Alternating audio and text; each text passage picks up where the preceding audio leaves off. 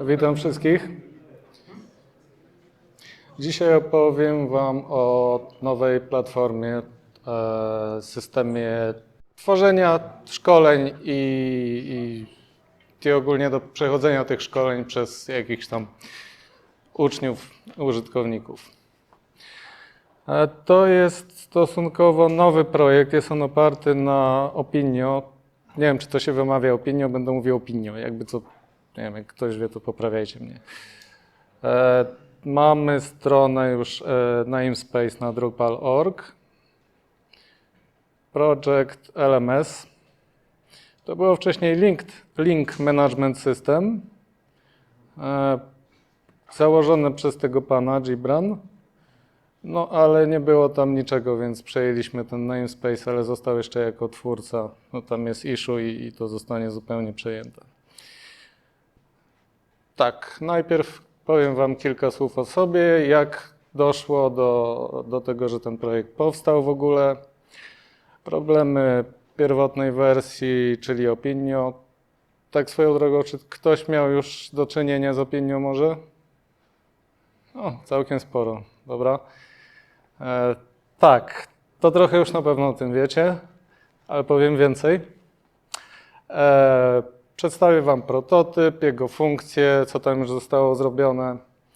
No, trochę muszę przyznać, że zamiast zajmować się prezentacją, zająłem się tym prototypem, żeby mieć Wam co pokazać, więc no, będzie to taka, myślę, że główna część dzisiejszego wykładu. Później omówimy, co jeszcze zostało do zrobienia, no bo to jest dopiero prototyp, brakuje tam funkcji. Też będę chciał zaprosić, kogo się da do wzięcia udziału w projekcie, może no wszystko jest open source, także. No i chciałbym też zacząć taką może małą dyskusję. Co tam jeszcze byście widzieli ewentualnie, jeżeli ktoś byłby zainteresowany współpracą przy czymś takim. Dobra. No to o mnie, ok, to jestem ja. Tak, tutaj mam swój profil na Drupal.org. Obecnie pracuję w Tag1 już od 3 lat. Tag1 gdzieś tutaj był w stopce, nie wiem czemu teraz nie ma. Ale zobaczymy na głównej. No, jest. Infrastructure Management for Drupal.org provided by Tag1. No to zawsze tam było. No i co tam się u mnie zmieniło? Ostatnio zostałem tech leadem na jednym projekcie, także no wszystko jakoś tam idzie do przodu. Jakoś się tam sprawdza, działa. Dobra. Oprócz tego na uwagę zasługuje Nathaniel Catchpole, który ogólnie zaczął ten projekt z tym LMS-em. Nat jest maintainerem Core'a. Siedzi w tym dużo dłużej, myślę, że niż wszyscy z nas. Też pracuje w Tag1, no i tutaj no, myślę, że ta liczba no to po prostu rozwala wszystkich. Jest przede wszystkim świetnym reviewerem kodu i ma ogromną wiedzę o Corze. Także jest nieocenioną pomocą tutaj. No i jest też tech leadem na tym projekcie. Znaczy może nie na projekcie open source, bo open source żyje własnym życiem, ale na projekcie, który jest dla klientów w Tag1. Dobra. Zobaczmy, co tam dalej. Tak, moje pierwsze doświadczenia z Opinio ogólnie to były, jak zacząłem pracować dla międzynarodowej organizacji kiteboardingu. Jakoś tak chyba w 2016. Rozpoczęta wtedy została migracja strony na Drupala 8. No i miałem znaleźć jakieś rozwiązanie. Taką pierwszą propozycją było Opinio.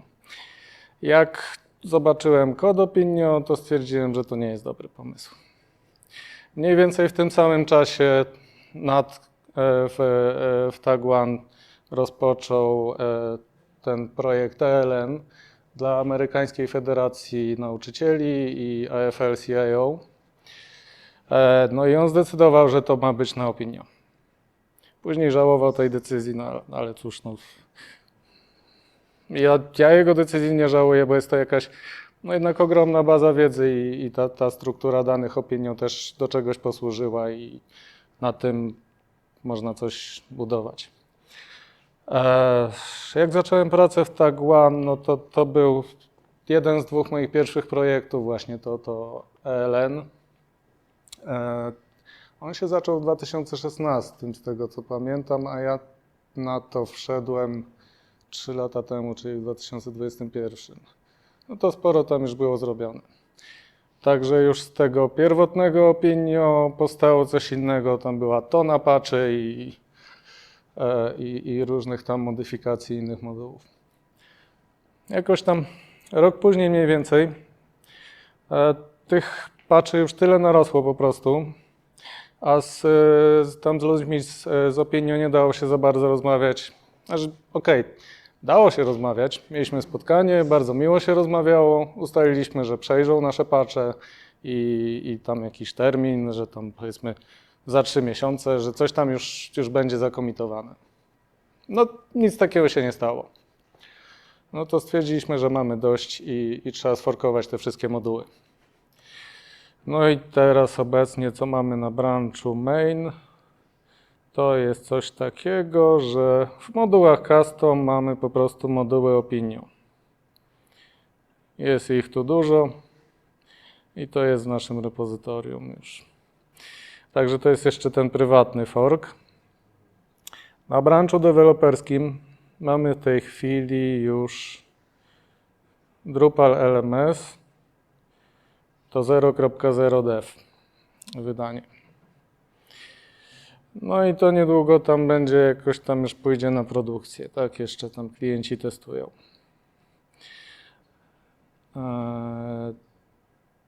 Tak.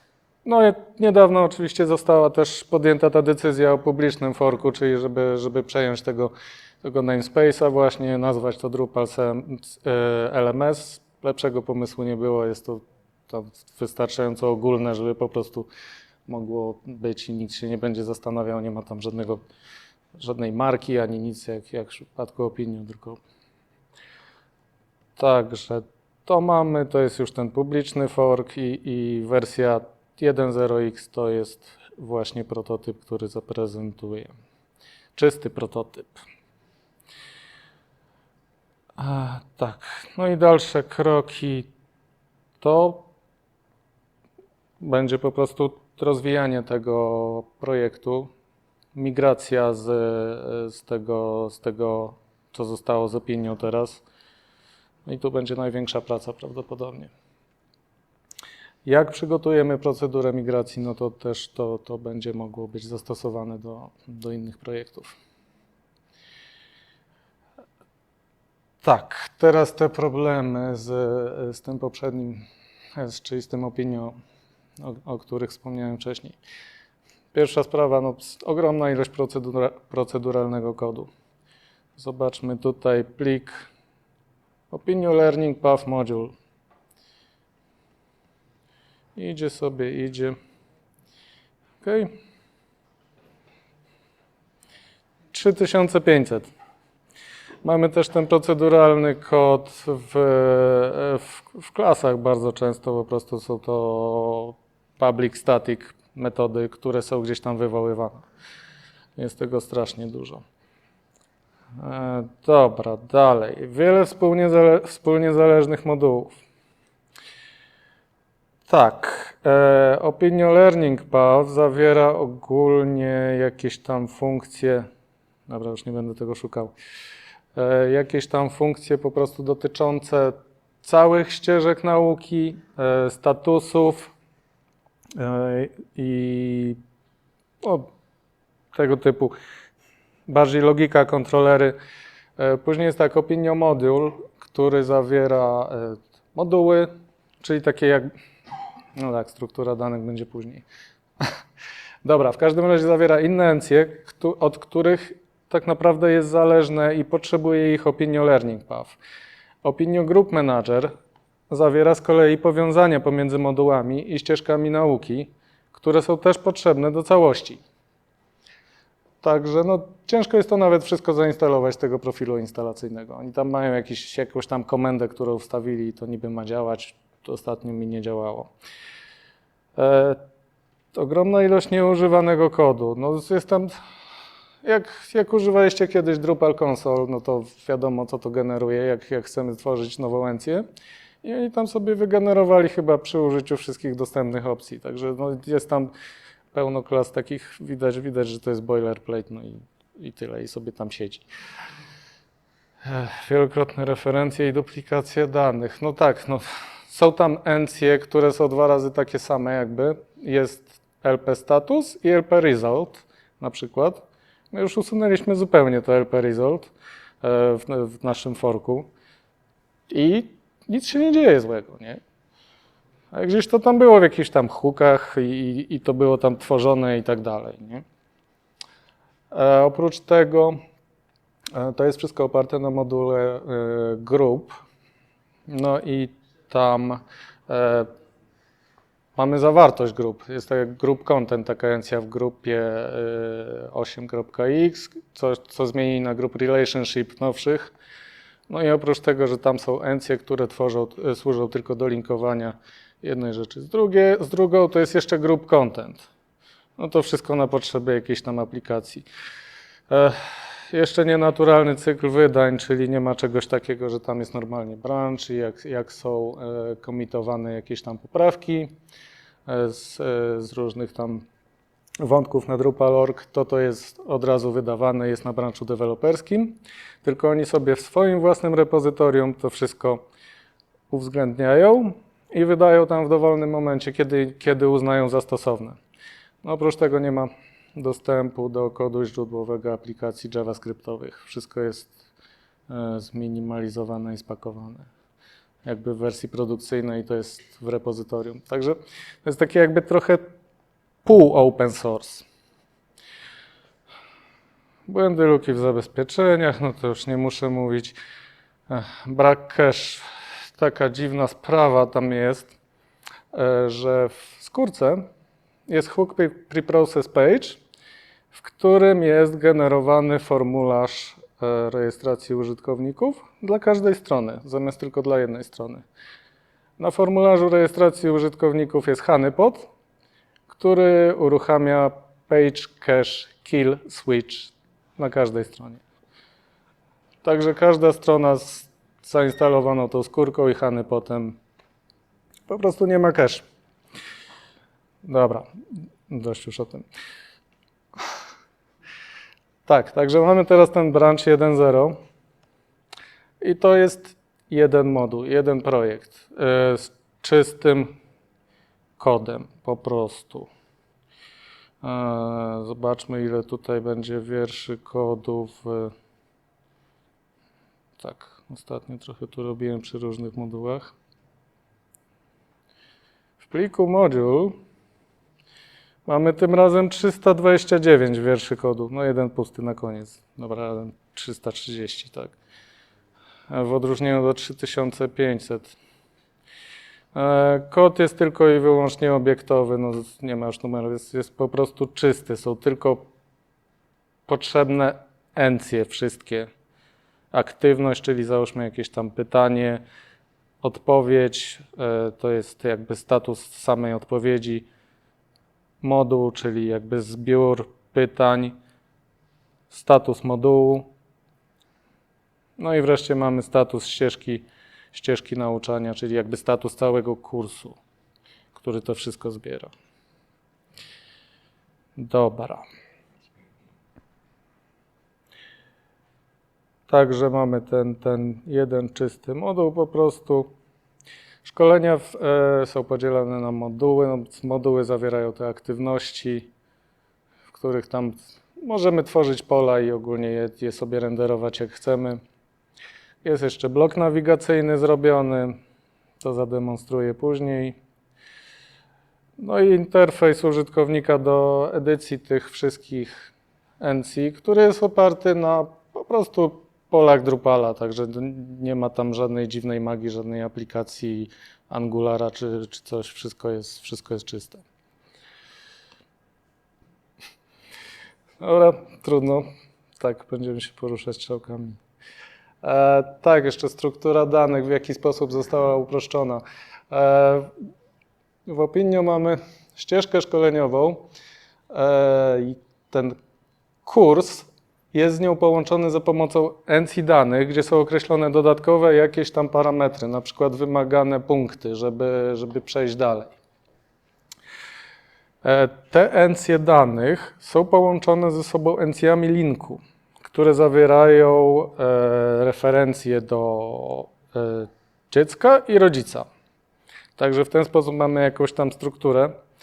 No i tak zrobili, że może to być struktura dwuwymiarowa i możemy je umieszczać sobie w dowolnym miejscu i te kursy można przechodzić, tam są tam jakieś ścieżki, jakieś interaktywne i tak dalej, że zależnie od naszych wyników czy tam wyboru możemy sobie przejść gdzie chcemy. Jest taka możliwość przynajmniej. Ja coś takiego widziałem jak dotąd tylko na Netflixie, na filmach dla dzieci, gdzie tam można sobie na przykład w Minecrafcie wybrać, czy chce się być złym bohaterem, czy dobrym bohaterem i są różne ścieżki. Chciałem Was zapytać, czy w jakichś szkoleniach coś takiego widzieliście, bo no, ja jeszcze nie. Czy można jakby wybrać sobie, że się przechodzi gdzieś indziej, nie? Czy zawsze była tylko jedna ścieżka? Okej, dobra. No dobra, no w Drupal LMS tego nie będzie, bo struktura danych jest prostsza po prostu i mamy tylko pola. Zwykłe pole wielokrotne z deltami, które określają po prostu kolejność najpierw modułów, a później aktywności. Jest to takie trochę rozszerzone pole, które zawiera jeszcze serializowane dodatkowe dane oprócz referencji do NC. No i tam możemy sobie zapisać właśnie te na przykład wymagane punkty. Także struktura danych jest bardzo uproszczona, ale jednocześnie z zachowaniem tamtych NC, co bardzo ułatwi później migrację. No teraz tak, zdecydowanie Opinio ma dużo więcej funkcji. Te funkcje są tak trochę porozrzucane po tych modułach, chociaż są do nich dedykowane moduły. No, mamy tam możliwość, no, jeszcze dodatkowy jakby jest poziom, czyli są kursy, czyli można zamiast modułów w ścieżce szkoleniowej wrzucać jakby zestawy modułów i dopiero pod nimi są moduły i wtedy aktywności, ale to jest opcjonalne i dlatego wszędzie jest pełno ifów. Czy to jest kurs, czy to jest moduł może, nie? I nie ma też normalnego pola entity reference tam, ponieważ no, ten taki link może się odnosić do dwóch różnych typów NC. Tak, mamy jakieś umiejętności, plakietki, które tam są warunkowo przyznawane ludziom, no i te właśnie szkolenia interaktywne. To wszystko będzie można zrobić z czasem w Drupal LMS, no ale to już będzie musiało być zrobione za pomocą jakichś tam eventów w głównym module i po prostu podmodułów, że to będą zupełnie oddzielone funkcjonalności, a nie, że kod do tego jest po trochu w każdym z modułów. Dobra, pokażę Wam teraz ten prototyp. Okej, to jest prawie czysty Drupal. To jest właściwie moje środowisko deweloperskie, więc tam jest parę rzeczy. Drupal LMS jest oparty na grupach, podobnie jak Opinio. Także szkolenia są po prostu grupami. Pod grupą jest klasa, żeby brać udział w szkoleniu trzeba być w klasie. Dodatkowo tam admin ma jeszcze uprawnienia, żeby brać udział w szkoleniach, czyli admin powiedzmy nie musi być członkiem klasy. Tutaj mamy dodatkową zakładkę LMS i mamy tutaj pojedyncze jakby pytania czy też aktywności, typy aktywności. Typy też będą musiały być przebudowane, bo to są tak naprawdę pluginy i nie potrzebujemy tutaj interfejsu do no i znowu brakuje mi polskiego słowa. Bundle. OK. W każdym razie, no tak.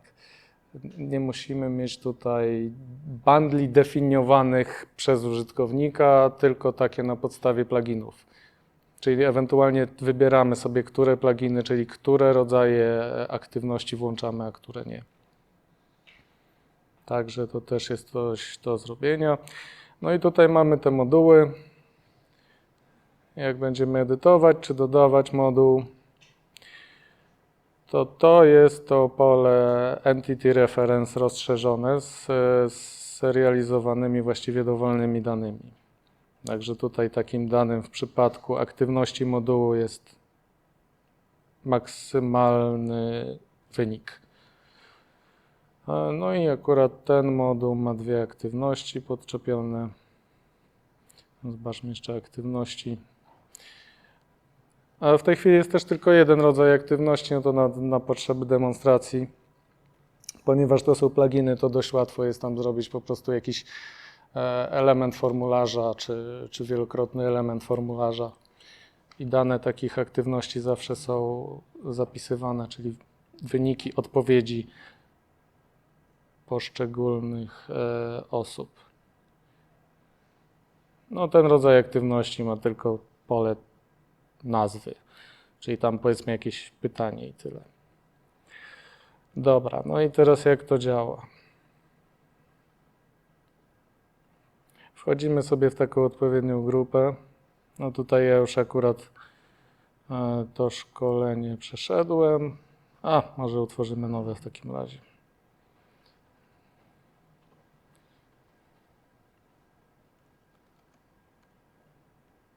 OK, dodamy sobie jakieś moduły. Może znowu to M1, nie M2.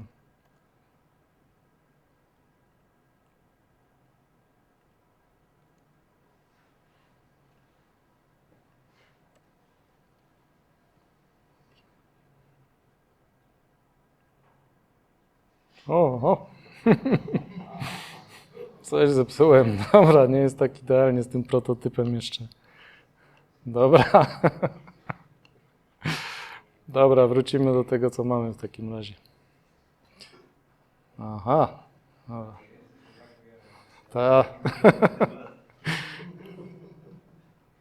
Dobra.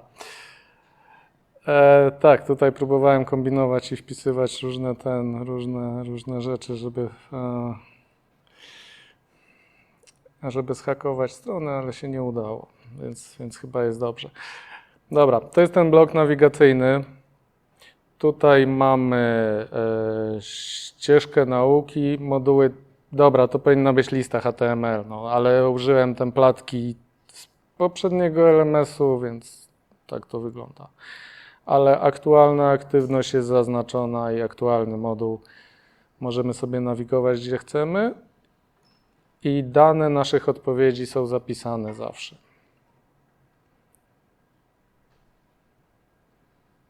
No jest też nawigacja normalna, czyli do przodu, do tyłu. Możemy się tutaj normalnie poruszać i zmieniać te odpowiedzi.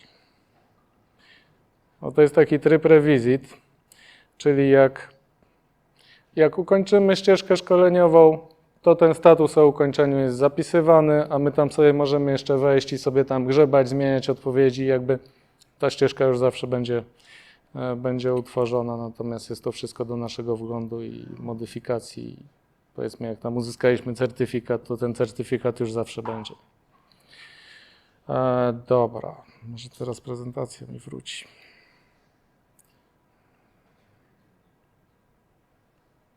OK, działa. Dobra. No to tak, co jeszcze zostało do roboty tutaj? No na pewno prezentacja wyników, frontend, żeby to wszystko jakoś wyglądało, jakaś pewnie skórka bazowa do tego. Będzie potrzebne więcej rodzajów aktywności. No, to akurat chyba najprostsze z tego, to bardzo proste pluginy po prostu. Manualna ocena do takich aktywności, czyli że nie tylko wynik jest obliczany, ale też na przykład jak tam mieliśmy pole tekstowe, że nauczyciel może sobie to przejrzeć i ocenić. To już właściwie jest zrobione na starej wersji jako tam kolejny moduł customowy, więc trzeba będzie tam tylko trochę pewnie przepisać i zrefaktorować do nowej funkcjonalności. A oprócz tego powiadomienia, czyli że tam na przykład nauczyciel dodał ci do takiej i tej, albo że twoje żądanie zostania członkiem klasy, sorry za ten polski, zostało zaakceptowane, czy coś takiego ogólnie. Certyfikaty, pewnie jakieś tam PDF-y, to też jest zrobione właściwie, tylko trzeba będzie jakby po prostu podłączyć jako kolejny moduł. No i troszkę jeszcze popracować nad systemem uprawnień. To są takie jakby konieczne rzeczy, żeby wydać alfę i wtedy już będzie fajniej. Myślę, że zainteresowanie projektem wzrośnie. Dobra. Teraz takie rzeczy, które fajnie by było mieć, no jakieś dodatkowe. Pierwsza sprawa, coś na co nigdy nie ma czasu, czyli testy automatyczne. Ale jednak ważne w projektach open source, bo po prostu różni ludzie wysyłają kod no i to zaoszczędza bardzo dużo pracy jednak. Raporty, czyli jakieś tam zestawienia użytkowników, może jakieś wykresy, coś tam dla klasy, dla ścieżki nauki, dla modułu, dla pytania, co się da, żeby po prostu ci ludzie tworzący szkolenia mogli tam wyżej wiedzieć. Teraz tak, wyższy poziom szkolenia się tu ogólnie, myślę, że będziemy się wzorować na czymś takim jak po prostu studia, gdzie jest rok akademicki, zestaw kursów, później jest kolejny rok, jest jakby jakieś są oceny za całość, czy no, średnia ocen, coś takiego, żeby coś takiego można było tutaj odtworzyć. Czyli zamiast tych kursów, to co jest w opinią, to tutaj dać wyższy poziom, czyli jakby zestaw szkoleń, zestaw kursów, który się składa w jedną całość. Framework wymagań, coś takiego też już robiłem dla Międzynarodowej Organizacji Kiteboardingu. To chodzi o taki jakby bardzo dynamiczny dostęp do ścieżek szkoleniowych, oparty na tym, czy na przykład przeszliśmy już inną ścieżkę szkoleniową, albo na przykład czy mamy 18 lat, jak jest jakieś szkolenie tylko dla dorosłych, tam oparte na jakimś polu wieku, które jest tam wypełniane, zaciągany skądś tam, nie? Także takie rzeczy. Osiągnięcia, no to tu mogą być no, coś takiego jak te skille w opinii. To też mogły być fajne, czyli jakby zestawienia różnych umiejętności, które nam dadzą jakiś tam, nie wiem, poziom w czymś tam albo coś takiego. Limity czasu to jest też bardzo ważne do jakichkolwiek tam egzaminów czy takich testów końcowych. No i może integracja z commerce, chociaż to no, może jak jakiś klient będzie kiedyś chciał, to wtedy będzie warto wdrożyć. Ogólnie fajnie jakby to było tak mało komercyjne jak się da. No dobrze, teraz chciałbym się trochę może Was zapytać, czy macie jakieś pytania, czy macie jakieś może pomysły, co tu można by było wdrożyć, czy... Okej. Idea jest zacna, mi się podoba generalnie, ileś razy podchodziłem do tematu LMS-a, nie wiem, z czym się borykasz. No i co taką wskazówkę, to co mi się ostatnio było o użytym masz zapotrzebowanie na system uprawnień, to teraz w 10.3 bodajże Drupalu wchodzi taki policy-based authentication, który ma dużo wspólnego właśnie z modułem grupy. I myślę, że jeśli tam pogrzebiesz, to może coś ciekawego wykopiesz, no nie? No i jeszcze jedna rzecz. No wydaje mi się, że jeszcze układ tych ENCI nie jest do końca zamknięty. Myślę, że tutaj można coś jeszcze globalnie przemyśleć. No, nie wiem, tak jak mówisz, nadkursy jakieś, no nie wiem, czy to jest jakaś taka budowa szkatułkowa, no to się okaże jeszcze pewnie. Na pewno też warto się zastanowić nad tą warstwą wizualną, czy tak naprawdę w ogóle jej nie porzucić, no nie, w dobie tych headlessów i tego, o czym się mówi, czy nie skupić się na przykład na dostarczeniu tego fajnie w postaci API, żeby to w ten sposób działało. O, to tyle moich przemyśleń. Super, dzięki. API rzeczywiście będzie potrzebne, no bo to nawet na wersje mobilne, żeby jakaś aplikacja mogła być oparta na tym po prostu, czy coś, no to...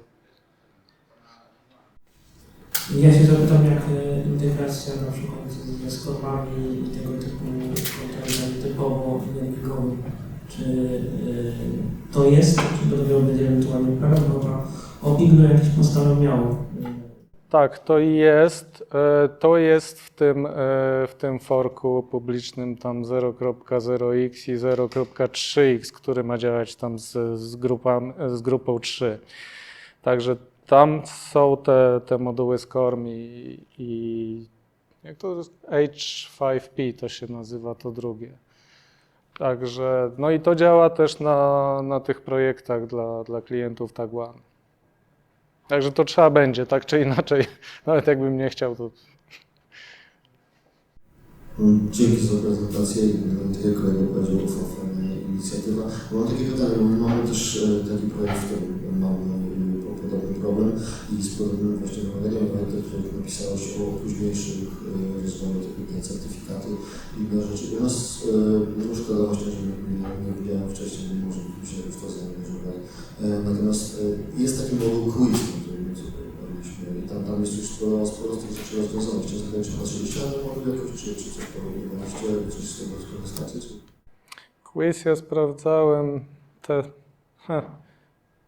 5 lat temu, później chyba 4 lata temu. Był w wersji alfa, która nie była zbyt obiecująca. Czy coś tam zrobili nowego w tym czasie? Ciekawe. Trzeba sprawdzić, kurczę. Ja to odpalałem i działało w wersji dev, nie? Ale w wersji normalnej to nie dało się tego jakby złożyć z wyparem przecież. Ale w dev było nawet, podejrzewam, trochę stabilnie.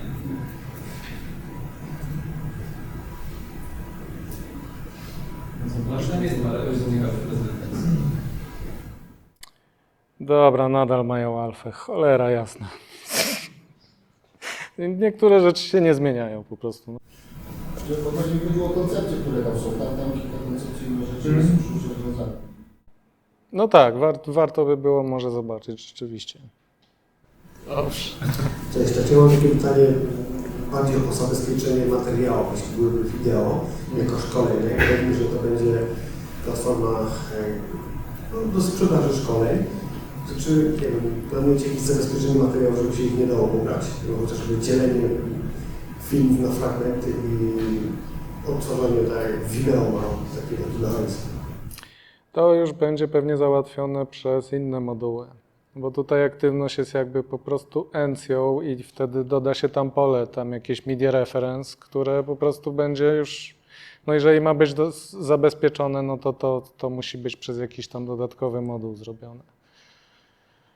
Także no, jak najbardziej. Bo właśnie widziałem takie różne szkolenia, jedną pakę szczególnie zabezpieczenie, uzyskujesz dostęp i tak naprawdę ten materiał możesz pobrać, ale też są systemy, gdzie no wszystko się da pobrać, nie? Ale że tak powiem, taki laik sobie nie pobierze wideo, bo pewnie film jest podzielony na, nie wiem, 400 kawałków, to się płynnie otworza, ale że tak powiem do pobrania to ciężko jest, nie? Może to zawsze nagrać kawałek ekranu. No, pewnie. No ale tak, są takie rozwiązania w tego serwisach. Ja po pierwsze podziwiam, że tak powiem, próbę ogarnięcia Opigno, bo kiedyś też miałem z tym do czynienia. Pytanie moje jest takie, czy patrząc na początku na Opigno, jak ono wygląda, na to, że jest tak napisane, nie myśleliście o tym, żeby po prostu porzucić to, ewentualnie wziąć kilka kawałków i zacząć pisać wszystko od nowa? No to mówiłem na początku, ja podjąłem właśnie taką decyzję, a Nat podjął decyzję, żeby niezależnie i jeszcze się nie znaliśmy, żeby pójść w stronę opinią, tak? Także, no i mamy dzięki temu trochę różne doświadczenia, no ale projekt jest bazujący na strukturze danych opinii jak najbardziej. I dziękuję bardzo za uwagę.